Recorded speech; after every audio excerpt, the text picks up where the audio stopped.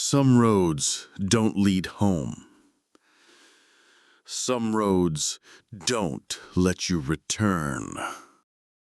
I often come home late.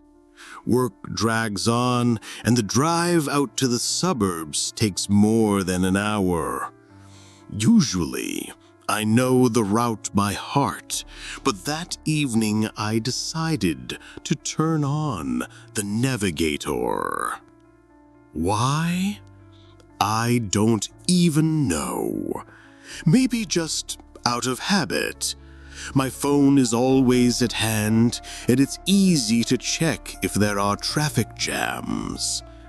I sat in my car on the office parking lot, glanced at the screen, and froze. The navigator suggested a strange but supposedly faster route. Instead of the usual highway through the city center, the app showed a detour through back roads, tiny villages, and an old bridge. It promised to save me 20 minutes. I hesitated. It was already close to 11 at night, and I just wanted to get home and sleep. Well, I thought, why not? If anything goes wrong, I can always turn back. I started the engine, buckled up, and drove off. At first, everything seemed normal. The navigator's calm voice told me, in 300 meters, turn right. I followed its instructions, driving through narrower and narrower streets, leaving the city behind. Streetlights grew sparser, cars disappeared. 20 minutes later, there was no civilization around me at all. The narrow road stretched into darkness. Asphalt cracked here and there, sometimes replaced by patches of old concrete.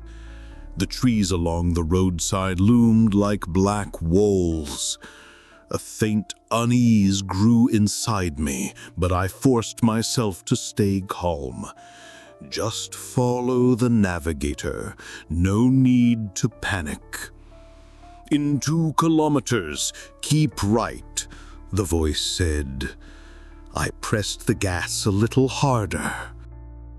Soon, the road led me into a small village, or rather, what used to be a village. A few crooked wooden houses, fences long collapsed, roofs covered in moss.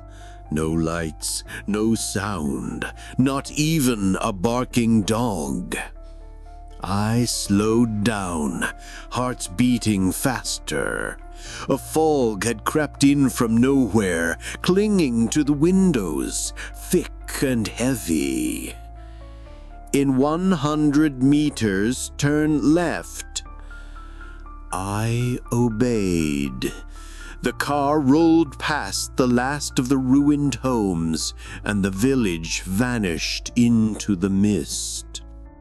The farther I drove, the stronger the feeling grew that something wasn't right. The road kept winding, even though on the map it looked straight. Sometimes I noticed strange shapes by the roadside, like the trees bent into the silhouettes of people. But whenever I looked closer, it was always just branches and shadows. By then, my phone had long lost reception. No signal, no internet.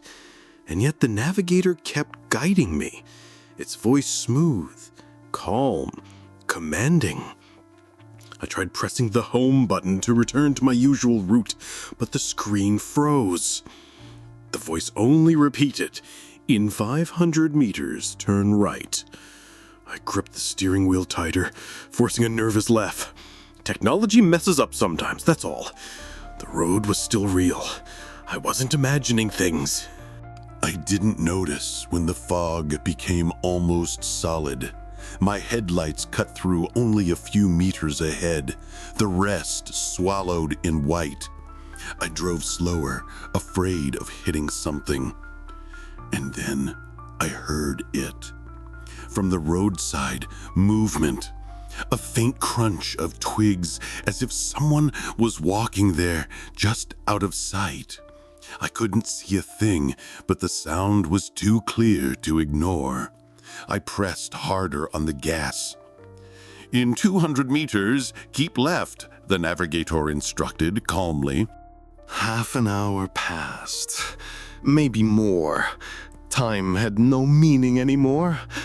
And suddenly, I realized I recognized the road. I had already seen these broken trees. I had already passed that rusted road sign leaning sideways. But how? I had been driving forward. My chest tightened. I stopped, turned on the hazard lights, and tried restarting my phone. The screen lit up, the map appeared, and I froze. My route was nothing but loops, circles upon circles winding back into themselves like a snake devouring its own tail. I had been driving in circles all this time, and yet the navigator kept telling me, "Turn right, keep left." I slammed the power button, but nothing happened. The screen stayed on, glowing faintly. And then the voice said, colder than before, "You have deviated from the route, recalculating." I wanted to turn back, drive the opposite way, but when I did, after a couple of miles, it was the same forest, the same fog, the same endless road. Then, out of the corner of my eye, I saw something on the roadside. This time, it wasn't just shadows. A figure, human-shaped, tall, unmoving. Its face was hidden in darkness, but the arms hung limply by its sides. I slammed the accelerator. My heart pounded as I glanced in the rearview mirror. The figure hadn't moved, yet its head was turned, watching me as I sped away. I drove without stopping. My temples throbbed, my hands shook. It felt like a trap, like I'd been caught in something impossible. And then the navigator spoke again. Only the voice had changed. Lower, slower, as if someone else was speaking through it. "In 100 meters, you will arrive at your destination." Ice ran through my veins. What destination? I was supposed to be going home. But arguing was useless. My hands stayed on the wheel, and the car rolled forward as if of its own accord. The headlights lit up the road ahead, and I saw it. The fog parted, revealing an open clearing. No houses, no city, nothing.